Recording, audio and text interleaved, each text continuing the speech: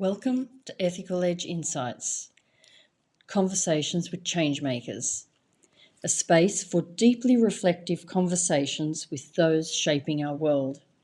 Here we explore their journeys, their greatest challenges, their most significant contributions to date, the contributions they seek to make, and how ethics have shown up along the way. Join us as we uncover the stories that shape our shared future. So, hello, Christian, and I'm really happy to have this chat with you today. We've known each other for a little while, doing bits and pieces here and there, and one of the first real bits of work we had together was during the positive psychology coaching in the workplace chapter that you wrote with Robert. And we've done bits and pieces since then. So it's always fun working with you, but also connecting up with you and having chats as we do. And that's as far as my introduction of you goes. I'm going to ask you now if you can tell us more about you, where you started, and then what inspired you to land where you are today. Well, thank you, Wendy Ann. Yeah, I do enjoy our interactions, and we've been having these interactions for some time, and I find them useful, Wendy Ann. So thank you so much for being a thought partner and somebody that I can bounce ideas off of. And I know you're playing a significant role in the field, so I'm grateful to you for these chances to just share ideas. I'm also grateful to be here. I think this is a series called ChangeMakers, right? So Yeah. for me to feel that I am a change maker, that's feels really positive. So I'm very grateful to you. Thank you so much. I hope I am. That's a big driver for me. So how did I end up here? What a Well, great where did you question. start? Tell us where Where you did I started. start?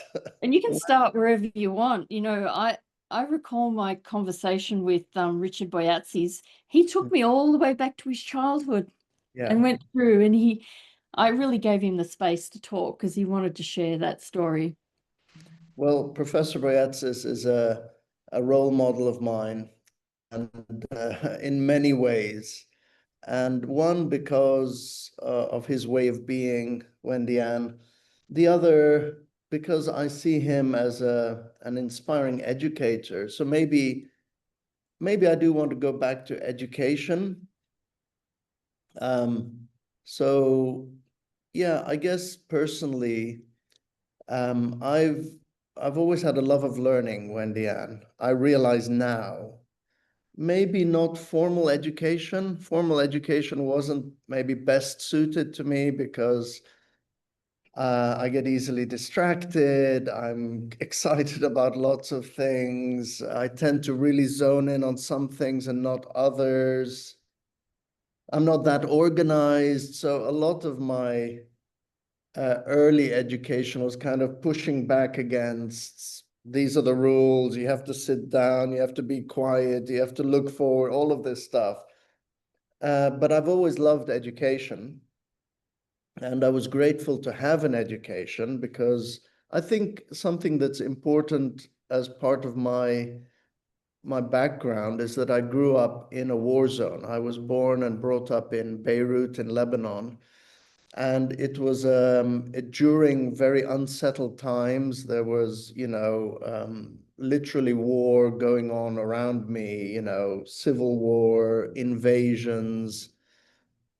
And so it was a time of a lot of disruption. And for me, education gave me two things. One is some kind of predictability and some kind of safety, because whatever else is going on, the school day started at a certain hour and it ended at a certain hour. And there were, responsible adults around most of the time. So it gave me that some kind of stability, which now looking back was important for me. But the other part is, I think education gave me choices and opportunities. And I think that's something that I've held on to. So starting from here sounds right, Wendy Ann, because I'm convinced that a good education can give people more possibilities. And I'm pretty passionate about trying to make sure that we're giving as many people as possible as many opportunities as possible in a fair way, so that everybody has these opportunities. And, you know, of all the things that we can do to ensure that, the one thing that I keep returning to is education, and a high quality education. So yeah, I grew up in Lebanon in the Middle East. It's probably relevant for the way I see the world, that I was born in Beirut, Lebanon. All of my friends, well, most of them were Lebanese, so Arabic speaking Lebanese people who lived in Beirut. So the language I learned um, every day was Arabic. My mother was Japanese, and she brought me up as a single mother. So the language at home was Japanese. So I was speaking Japanese with her. And, you know, my lovely mother lived until she was 95, and she never learned another language. So Japanese was the only language, and that's what we spoke together. That was our language. Yeah. And then, because my mother, thankfully for me, rated education highly, she wanted to make sure I had the best education that she could afford. And so she sent me to an American school, an English-speaking school, although I didn't speak English. So that's the language that I learned from around 5 years old, when I didn't speak a word of English, to that becoming now my preferred language. And most of my time now, I think I spend thinking in English.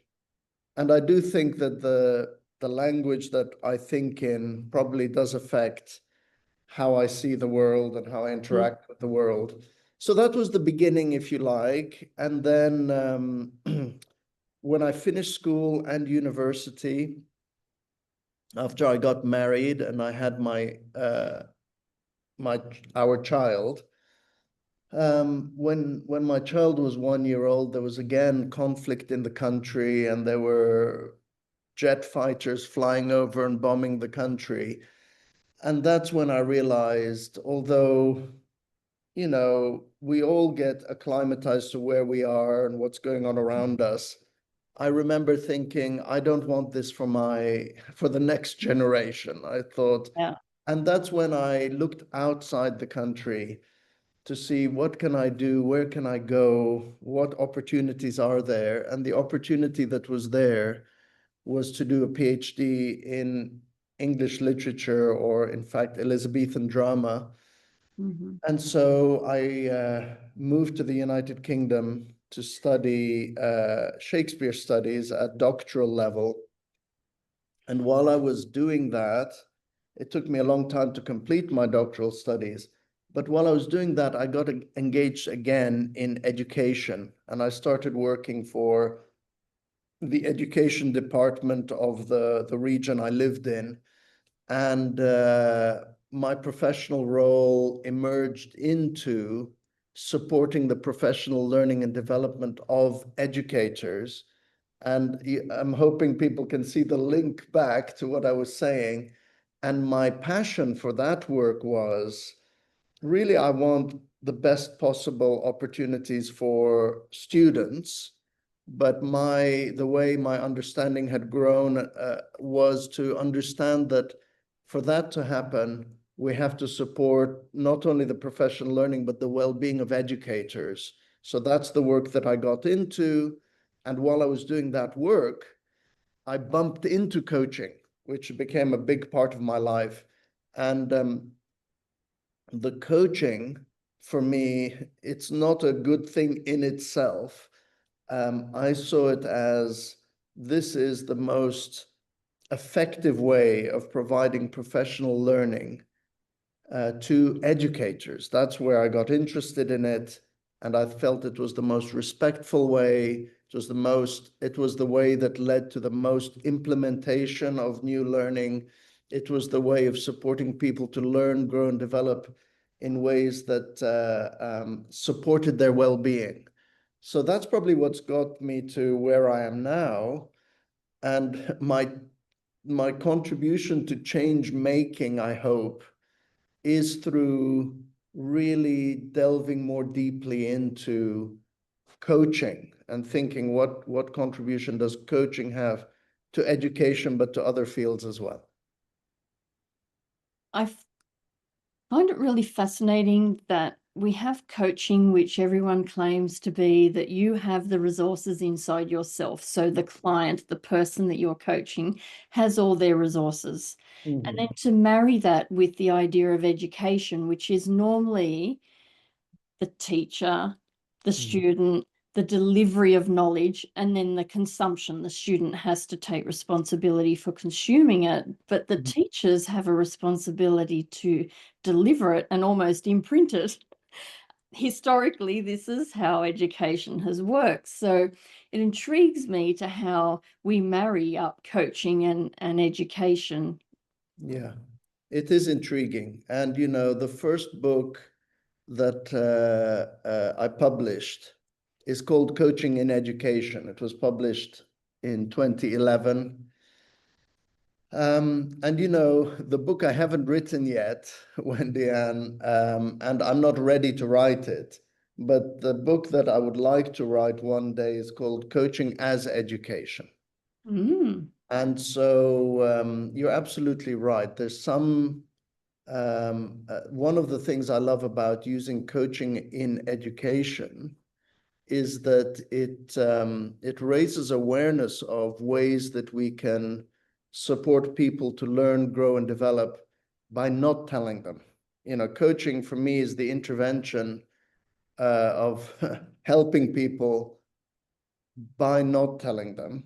Whereas traditionally, one could argue that a lot of education has been about one person has knowledge and then transfers knowledge, whereas coaching is really about the co-creation of knowledge and information. And so a working definition for me of what is coaching now, my working definition of coaching is that really it's primarily a learning conversation. And what is being learned during coaching is, what do I need to know so that I can learn, grow, and develop? But again, our minds might immediately go to what knowledge do I need, right? But the question is, what do I need to learn?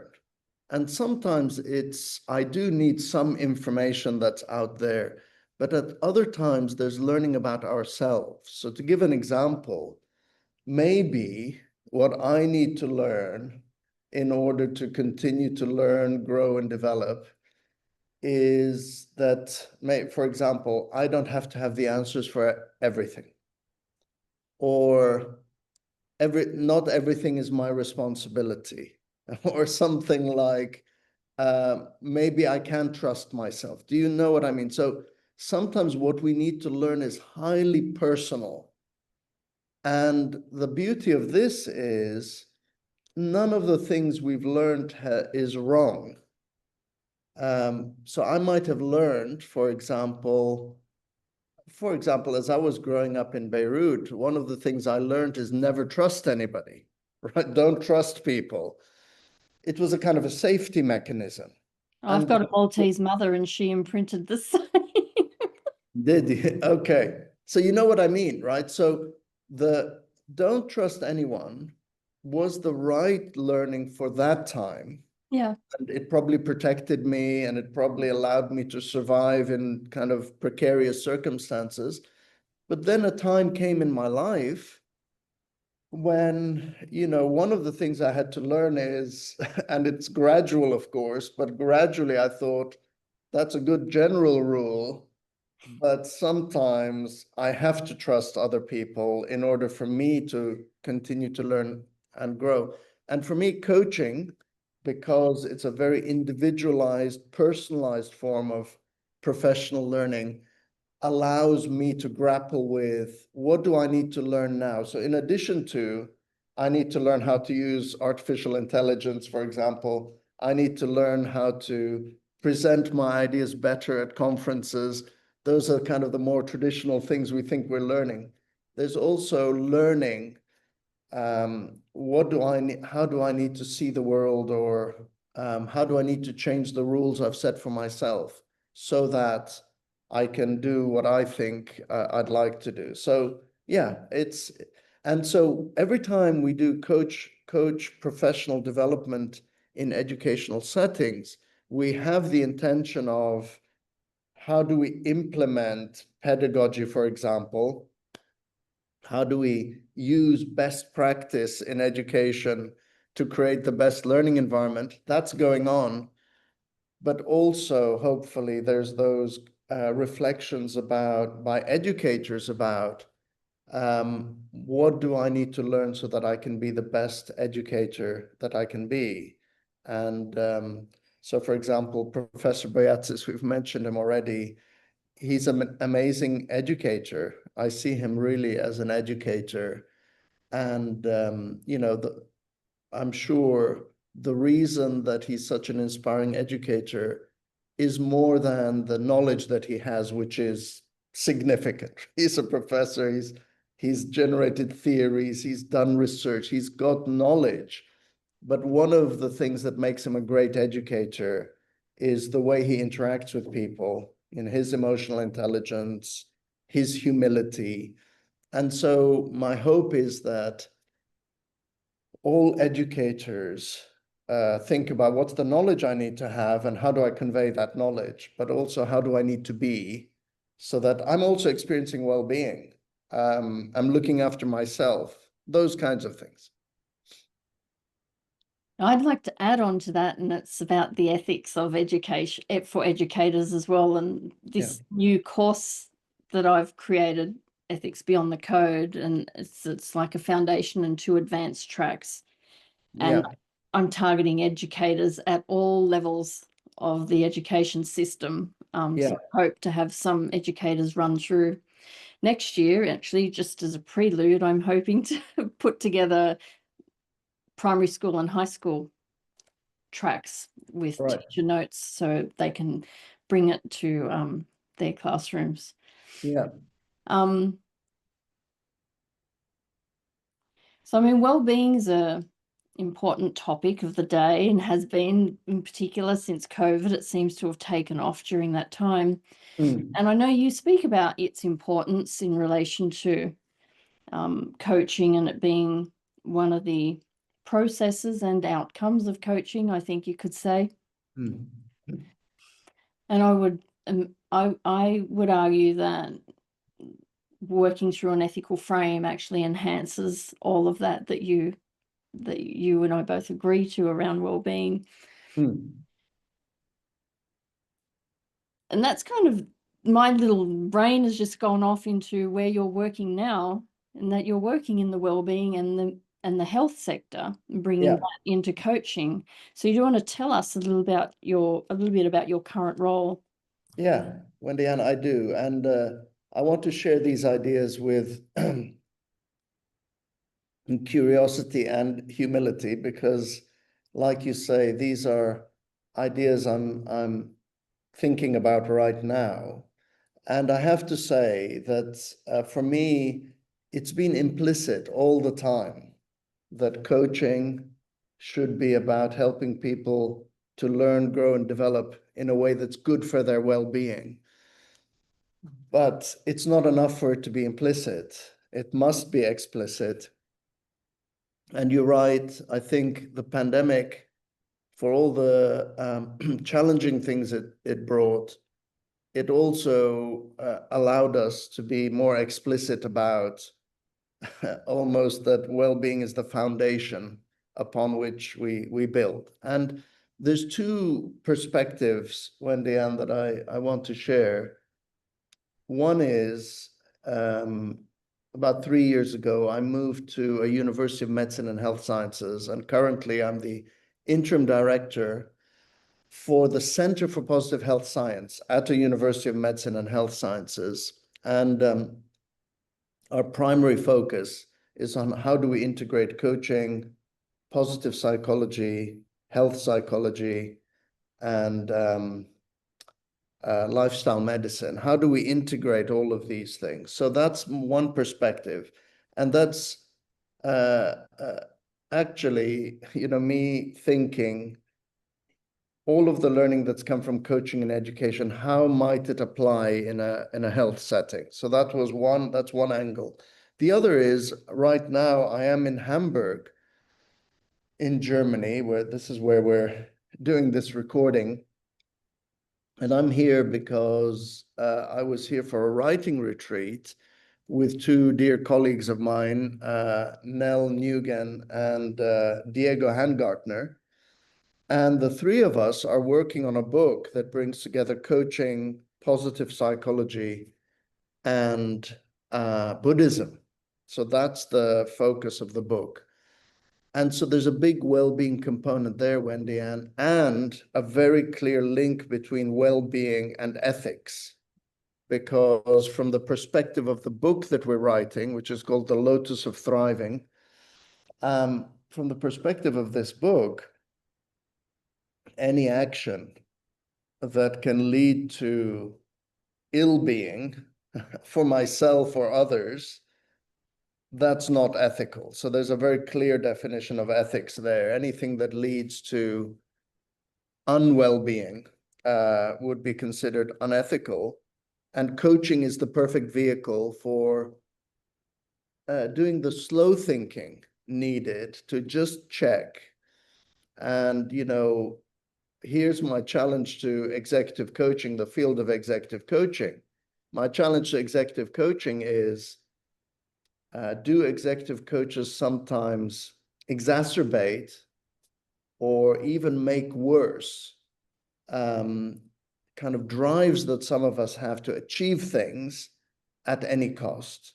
So if executive coaching ever does that, which is support people in unhealthy behaviors, and what I mean by unhealthy behaviors is overworking, overcommitment to goals, pushing people out of the way to achieve what we want, all of these things, now that I think about it, they're leading to unhealthy interactions. So I think that's why, although I am a big fan of coaching, I've thought we can't talk about coaching without talking about well-being.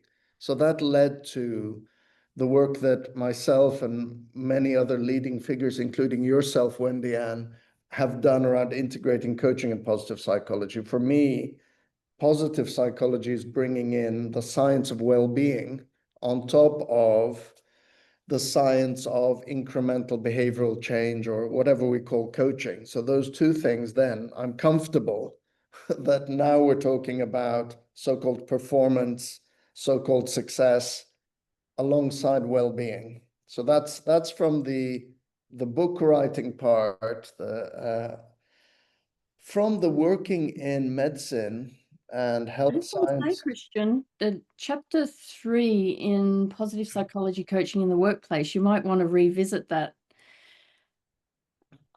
because there's a study that was used as one of the backbones of that chapter, and the whole argument was around that whole chapter, and the work was that coaching done well was a positive psych intervention in and of itself.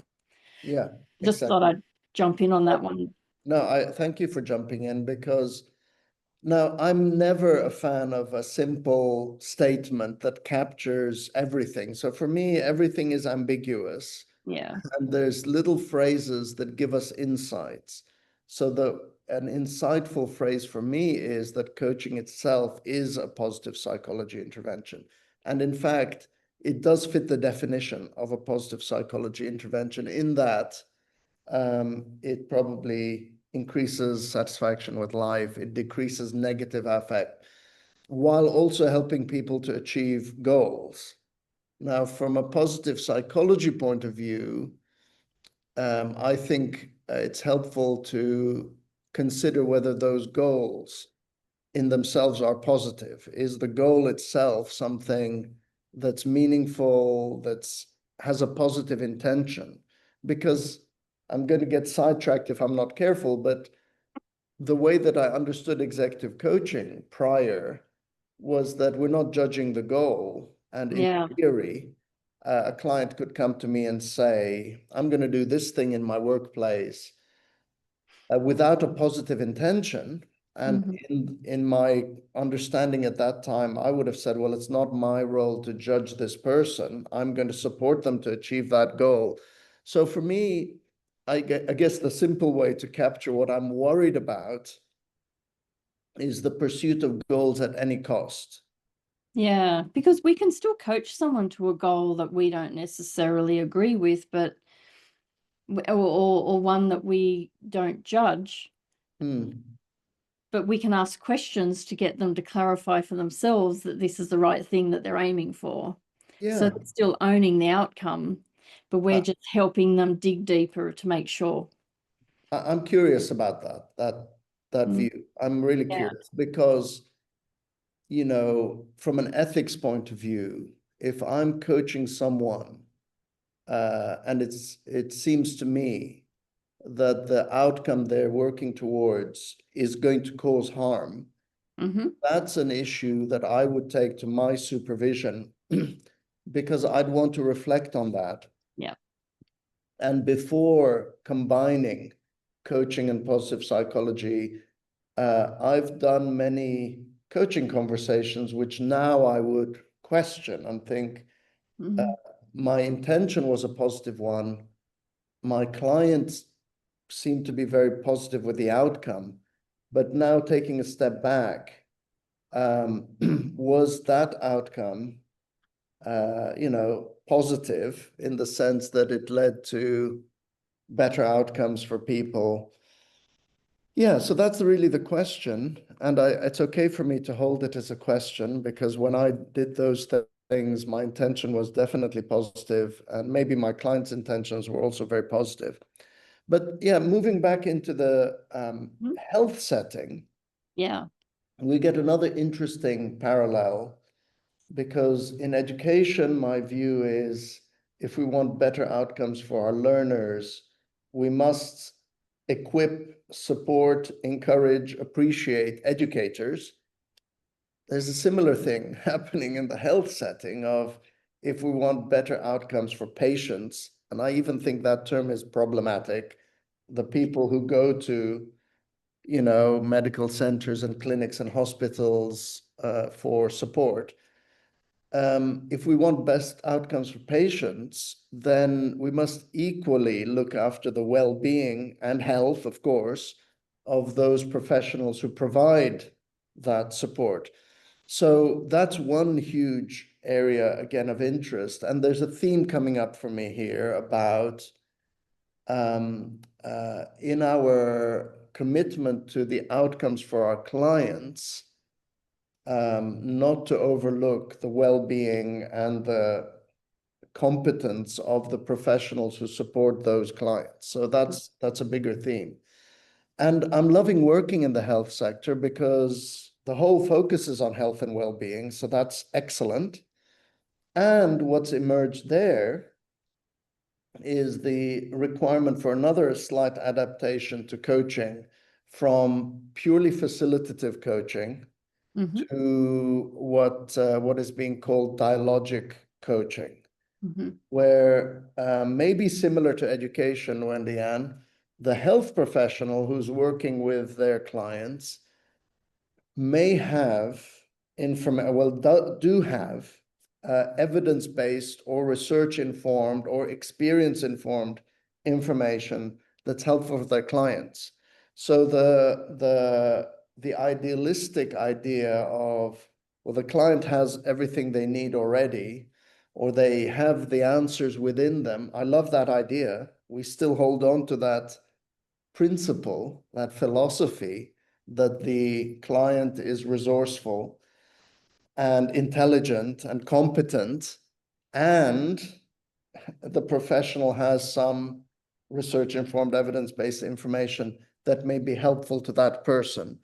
Mm. So the really important nuance is, how does the professional share that kind of credible information with their client in a way that's not telling? So that it comes back, it's still coaching for me because we're still not telling.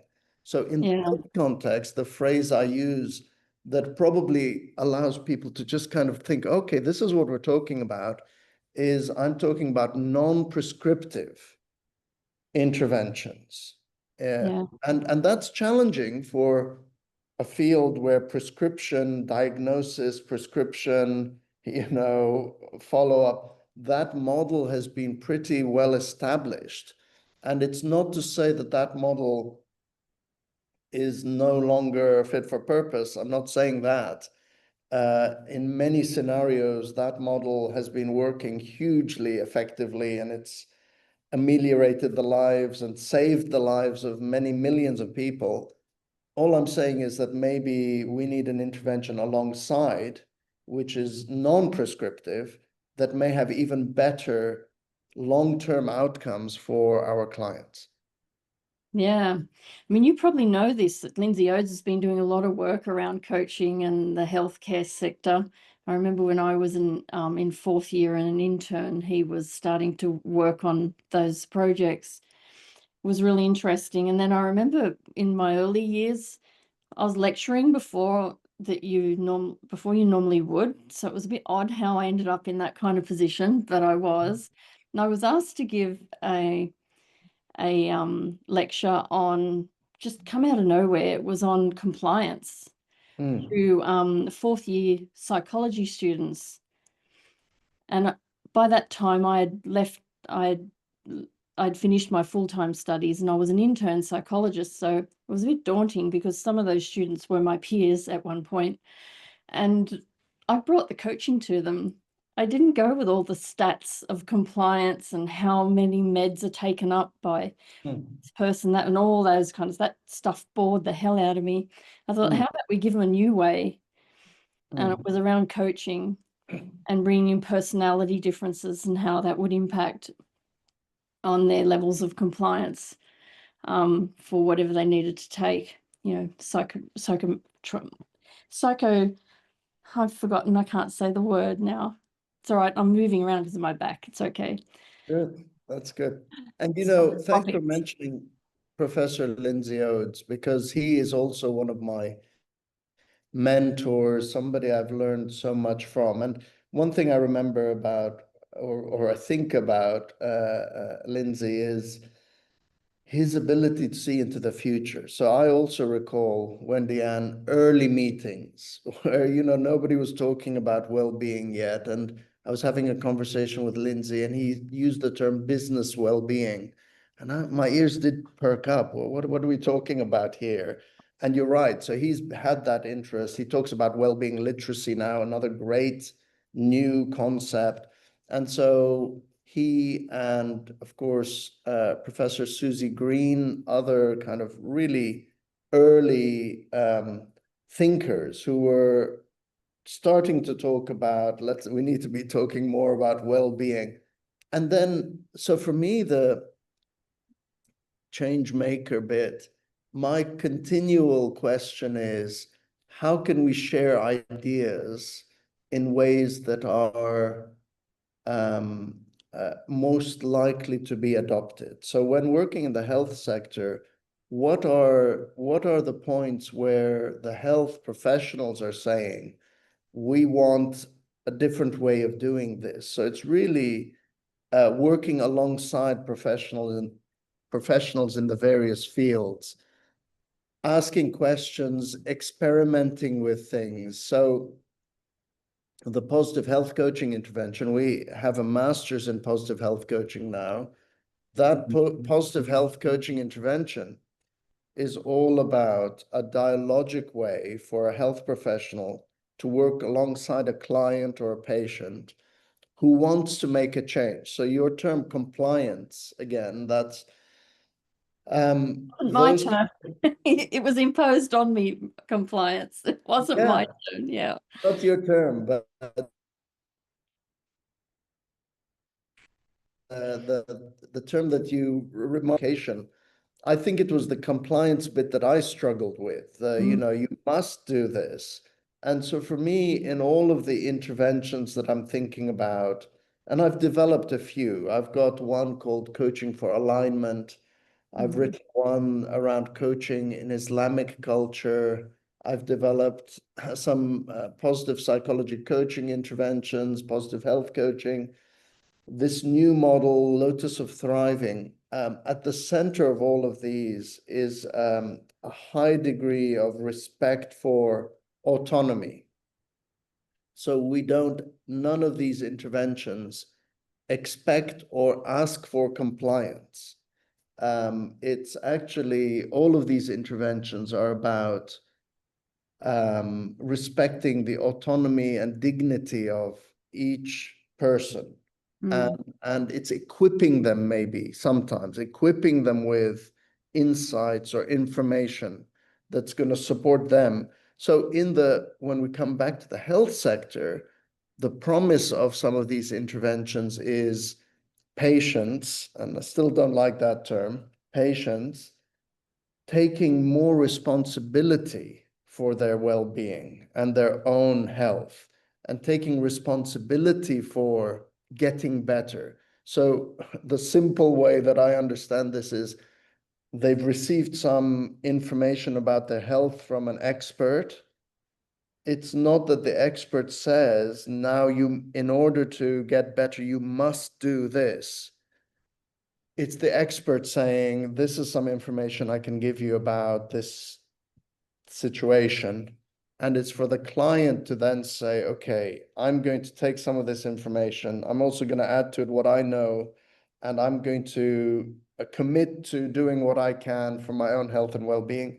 And that could be supported by a positive health coach.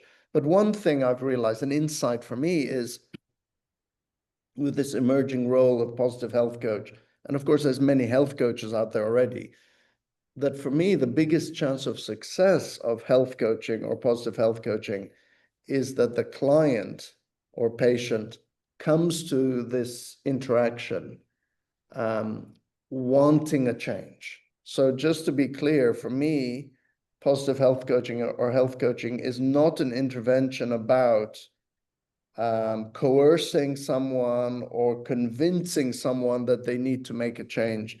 The intervention will be successful if the starting point is the client or patient is already excited about or recognizes that they must make a change. Then it's going to be an incredibly powerful intervention. But I think this is what we have to be careful of, is that the best interventions, when applied without due regard to the philosophy of those interventions, are not going to be effective. So the problem we have in the field of coaching is we love our models, don't we, Wendy? And so often I see people saying, well, look at this is the model, let's just apply it. And I'm thinking, what are the theories? What's the philosophy that underpins that model? That's why this book called The Lotus of Thriving, our big concern as authors has been, how do we share these ideas in a way that's respectful of the tradition from which they come, and is presented in a way that's accessible, but it has to be rooted in where it comes from. So anytime we take a little intervention from a rich tradition, and then it's kind of applied as, look, this is just do this thing. Yeah. I'm thinking the worry I have is it's not going to be as impactful as when we present it in a way that's seeped in where it's from. Thought just come to mind before I then ask you one of my usual questions that will come up is, Are any of your students at RSI doing any of their research work in relation to your new model? Well, it's however you've framed up the model, but like the coaching health and its efficacy of use, and compared that with the work that's in the Stages of Change model? Not specifically that study. It sounds like a great study. So if anybody listening to this would like to do that, that's a great idea. We do have doctoral students at our center. Currently, we've got 12 between professional doctorates and PhDs, and some of them are doing work around positive health coaching. Kriya Lufnane, for example, is one of those who's just published something on the topic of positive health coaching in a leading journal. So we are doing research into it. And one of the more recent kind of interventions, if you like, is called Radical Listening, that I wrote with my good friend, colleague, and mentor, Dr. Robert Biswas-Diener. So even with radical listening as an intervention, yes, there's research about how can these interventions be used in health settings. And you've asked a great question there, because, you know, for me, there's a connection between three things all the time, which is theory and then practice. The theory should inform the practice, and then the need for research to refine the practice and inform the theory. So those three things should constantly be circling. And when I talk about research, I'm not just talking about, you know, so-called scientific research.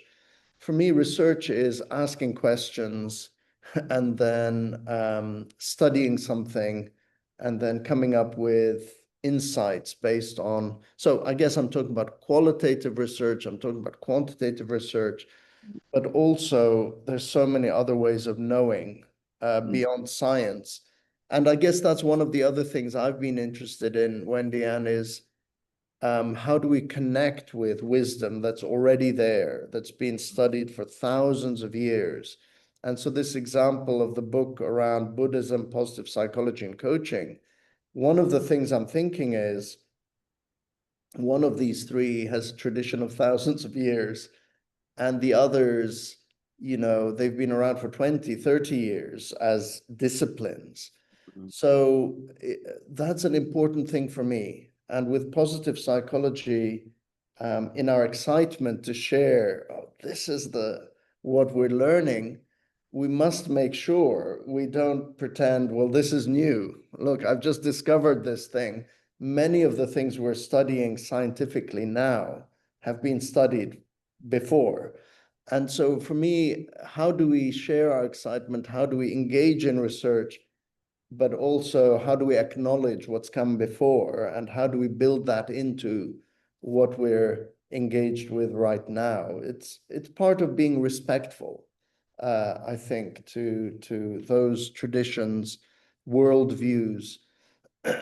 Yeah, and are we Even being... the philosophical roots that you could take, like even just talking about well-being and happiness and how that shows up in your book, I imagine you could, I don't know if you have, but you could pull all the way back to philosophical thinking, Exactly. which is like Elysiodes of the way back when.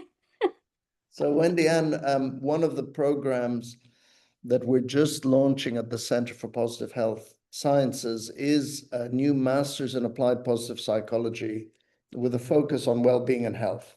Mm-hmm. And that's to acknowledge that positive psychology has grown so quickly over the last decades that to try and study all of it has become seemingly more and more difficult. So we are really narrowing down to what are the implications for well-being and health.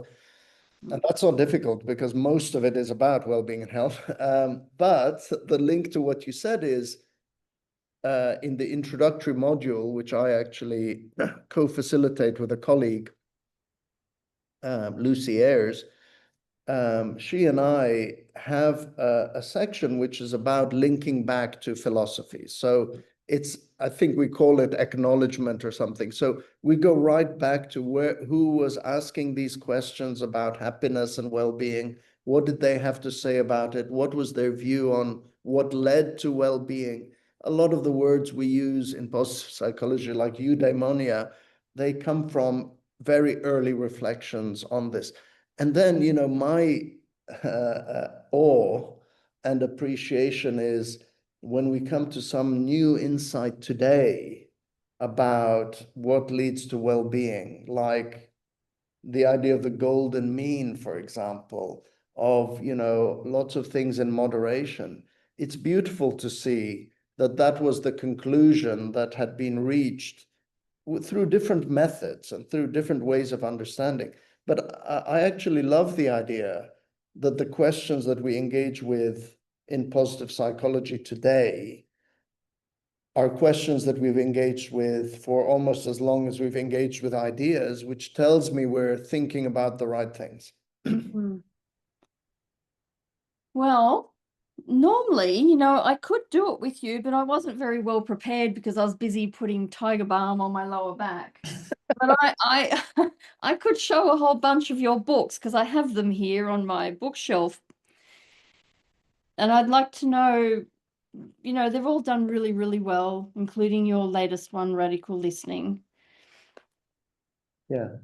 What else is it that we don't know about you that you're really proud of? Yeah. One thing I'm proud of is that the Introduction to Coaching Skills book is in its 4th edition now, and it's going to come out on October the 25th, I think, which is a little bit after right now. And I'm proud that it's in its 4th edition, Wendy Ann, because my intention when I wrote that book is I wanted to write a companion for people learning how to become coaches. And the reason I'm happy there's a 4th edition, on the one hand, we wouldn't be producing new editions if people weren't finding it of value. So that's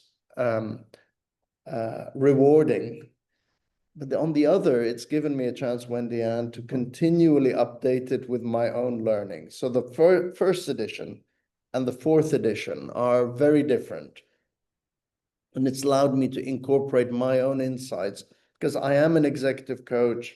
I support the development of other coaches. I'm involved in the field of coaching.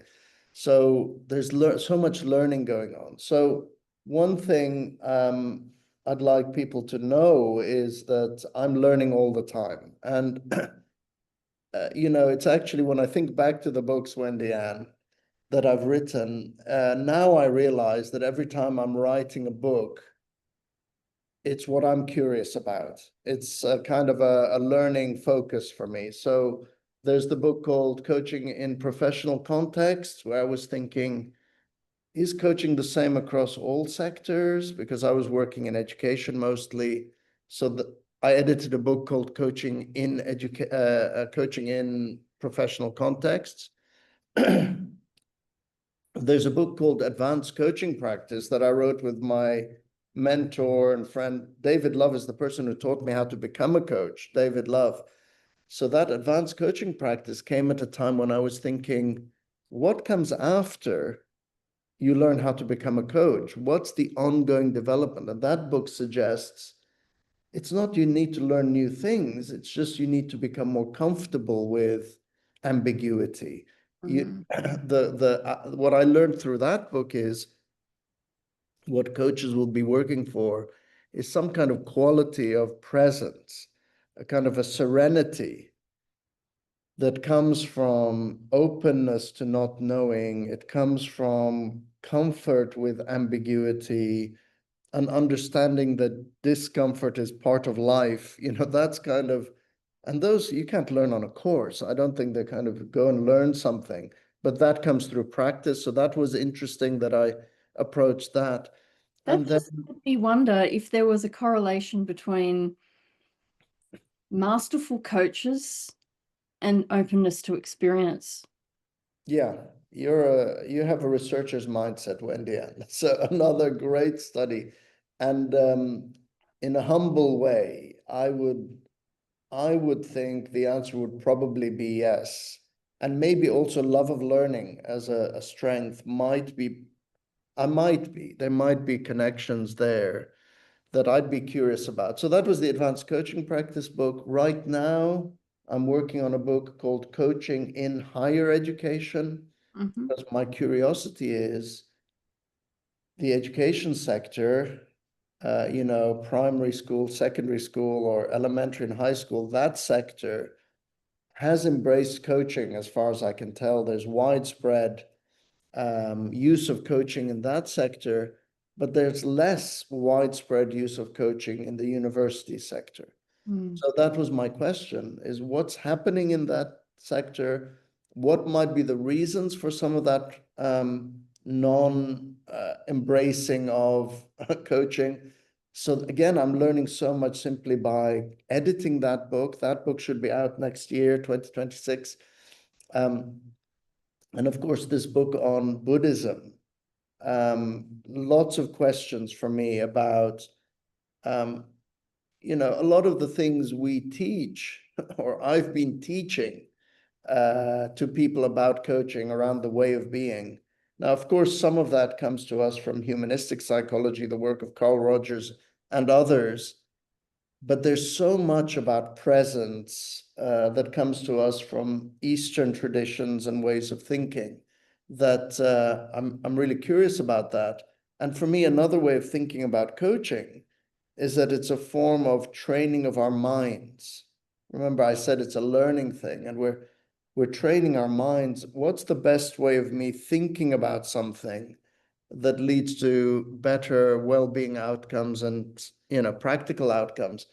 Well, there's traditions that are all about the training of the mind. So I think that's why I've thought, well, I need to learn more about that. And my question is, can that kind of ways of thinking and ways of seeing the world, might it help us right now? And of course, radical listening, that's really a response. The book Radical Listening is really a response to the sense I'm getting that we're not listening to one another. There's less listening happening.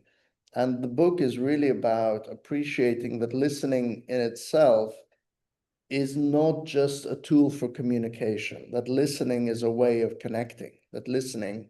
And Wendy Ann, in your role when you host these, you're listening, and through listening, creating an environment where thoughts can be shared and ideas can be presented. So I appreciate you, Wendy Ann, for creating this space for me. So yeah, the books, they're part of my contribution, I definitely think. And I'm continually engaging in the writing process because I love to share ideas. But the other way I share ideas for people who might be interested in the various thoughts and insights that I like to share, there's a website called Coach on a Motorcycle. That's me, coachonamotorcycle.com.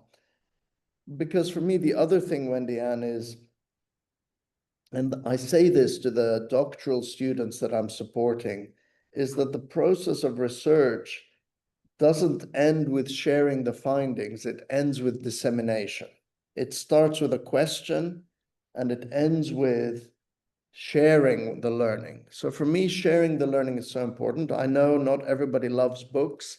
So with the latest books that I've been working on, they're all coming out as audiobooks, because I know some people prefer to listen. So they're going to be available in audiobooks. But I also, through Coach on a Motorcycle, there's YouTube clips, there's little Instagram reels, there's 20-second little inputs. So I'm trying to share ideas. And yeah, another thing I want to add, sorry, Wendy Ann, is the insights that I'm sharing, I'm using myself, Wendy Ann. I really want to make that clear. I'm not saying, well, here's a cool idea. When I learn about the idea, I apply it to myself. I engage with it. I see how does that make things better for me or not. So I hope that brings a sense of I'm engaging with these ideas as well. And not every idea works for every person, but yeah. So for example, there's some YouTube clips. There's one of me on Route 66, Wendy Ann. That's something I want people to know about is Route 66. I rode from Chicago to Santa Monica 19 days on a Harley Davidson. And as an example, Wendy Ann, every day at the end of the ride, because I wanted to enjoy the ride. The ride wasn't to do something else. The ride was a thing in itself.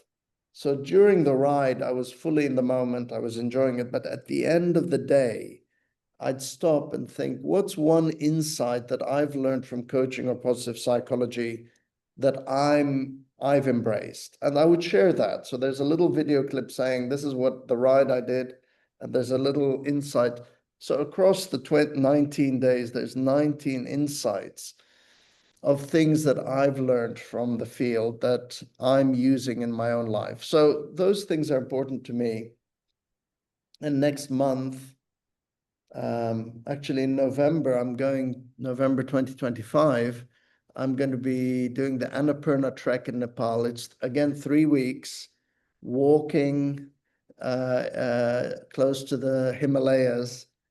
And that's time also for reflection and integration and just being.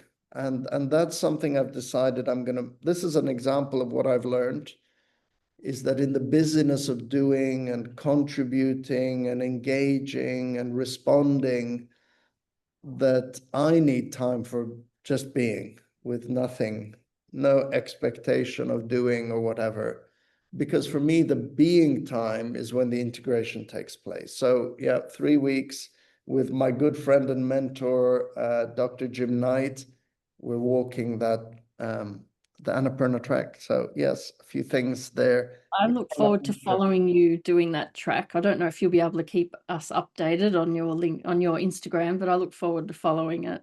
I don't know either, Wendy Ann. My intention is same, to be fully in the moment during the walk. But if it's possible, at the end of the day, I'm going to do a little reflection on what did I learn? What did I think about? What happened on this?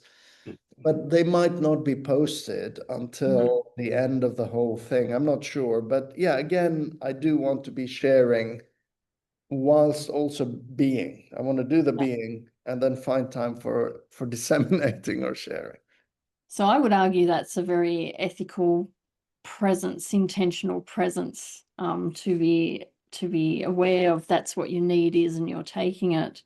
So I want to ask you, get into something a little bit nutty, maybe, is a time when you were challenged to take a particular decision and act on it.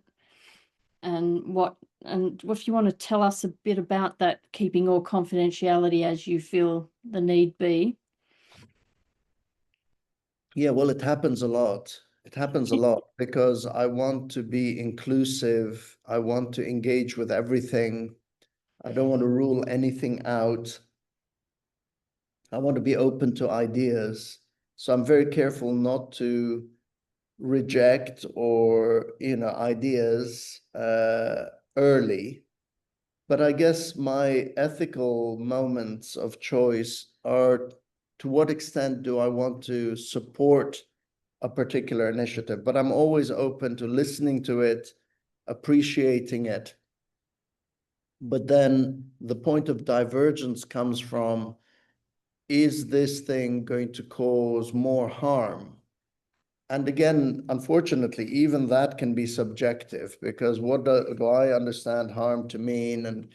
And so I'm very cautious. But to give some practical examples whilst protecting, anonymity and confidentiality, I'm intrigued with artificial intelligence and the link between artificial intelligence and coaching.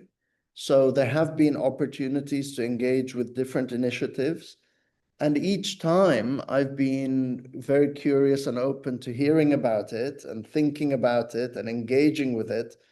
But then the measure that I apply, Wendy Ann, is when looked at in the broadest sense. does what's positive, I didn't mean to raise my hand, by the way. Does Hilarious. what is positive outweigh the potential risks? And if the positives seem to outweigh the potential risks, and there might be things which are very good and causing some harm, I'm a pragmatist as well. So I'd be saying, well, maybe we need to do that thing.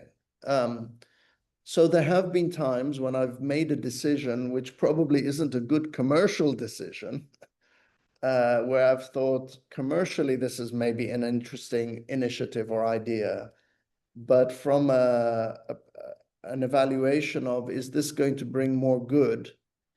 I've thought, the way I'm seeing it, no. And from that perspective, I decline to be fully involved and a part of something. And I think the AI coaching is a rich area for ethical exploration, because I can see that AI gives us the promise of access to so many people for free. That's what I would be looking for. The possibility of this is available for free, but my ethical questions are around what's really at the heart of coaching. And at the moment, and my ideas are imperfect and I'm still learning, but at the moment, one of my ideas is that it's the most human aspects of coaching that I want to preserve. And if making it widely accessible means we lose what's really at the heart of it, which is the human interaction. So to give you an example, for me, what's really powerful about being coached is that the coach can empathize and show compassion to me. And, I have questions about whether AI at the moment can do that. It can say things that are compassionate. It can say things that might make me think that it's empathetic. But for me, I have questions around that. So that would be the kind of thinking that might lead me to say, no, I'm not going to be involved with that initiative. And I've had I'm sharing these because these are real things that have been happening over the last 3 or 4 years. And I don't know if I've got the decisions right, but for me, it's even more important that I engage with that kind of reflection. And I may still have made the wrong decision, as it were, but I'm comfortable because I've taken time to talk to colleagues, to take things to supervision, to sit. The other book I wrote recently, by the way, is called Effective Reflective Practice. So I've kind of followed that kind of process to make sure that I'm making decisions which I believe are ethical. Yeah. It's really interesting, the rise of AI. So I'm currently having lots of one-on-one meetings with different parties because I'm building you might call it convening a cross-body piece of research. Right. So it's going to have you've got a couple of academic institutions who are very interested, and all the coaching bodies are interested to collaborate on this research. It's going to be AI coaching and wellbeing ethics. Those Perfect. those 4 things combined. So Thank you. we'll see what they have. I'm glad that's happening, and I want to hear what they have to say. But I don't think I know enough to be part of such a convening, but I want to hear what the conclusions are. Oh, I've only just started. It's just an idea I had 2 weeks ago. So I've pulled everyone in, having meetings now, and it'll all happen most of it in 2026, I expect. Thank you. Well, Wendy Ann, I've really appreciated this chance to just share some thoughts. I appreciate you considering me to be a change maker. That's definitely my intention. I have one more question for you if you have time. Go ahead. I know Yes. we've been here a while, but it's okay. It's been interesting for me. So what legacy do you hope to have left behind? see Yeah, what you're I'm not trying getting out of the hard ones. you see what I'm trying to avoid, right? Yeah, I don't know. I feel a bit embarrassed to talk about things like legacy. Yeah, I guess it's through the work of maybe people I've trained to be coaches, so that would be wonderful. I've taught a lot of people at university, so if an insight that they gain through that leads to something positive, but yeah, it's more a wish, Mhm. Wendy. So the wishes, I guess, are that some of these ideas lead to, I mean, the things that I wish for right now is more um, communication between people. Mhm. Another wish I have right now is human beings treating each other with compassion, and respect and dignity. So, yeah, maybe my wish is that coaching can be, and maybe, 20 years from now, we won't be talking about this stuff anymore, but ultimately, conversations between people that lead to increased well-being and where people feel valued and seen. Those are the things I would love that there's more of in the world in future. Yeah. I can't see a direct connection between what I'm doing and those things, but if some of the conversations that are had increase the chances of that happening in the future, that'll already be a huge. Brilliant. So what's your current read? What are you reading at the moment? I'm reading mostly professional books around Buddhism, but the most recent book I reread was by Ernest Hemingway, and it was called For Whom the Bell Tolls. And it was because I was in a place in the south of Spain where Ernest Hemingway had stayed. It was a Mhm. little hotel in Ronda, got me reconnected. And the idea of For Whom the Bell Tolls, it's the full thing is ask not for whom the bell tolls, it tolls for thee. So that kind of resonates with me at the moment of us, all of us saying, oh, what's that about? And it's all about us. Uh, Mhm. and rather than blaming others or um, separating ourselves from others to say we're the ones who've got it right and they've got it wrong, it's really about, no, this is about all of us. We all need to take responsibility. We all have to do something.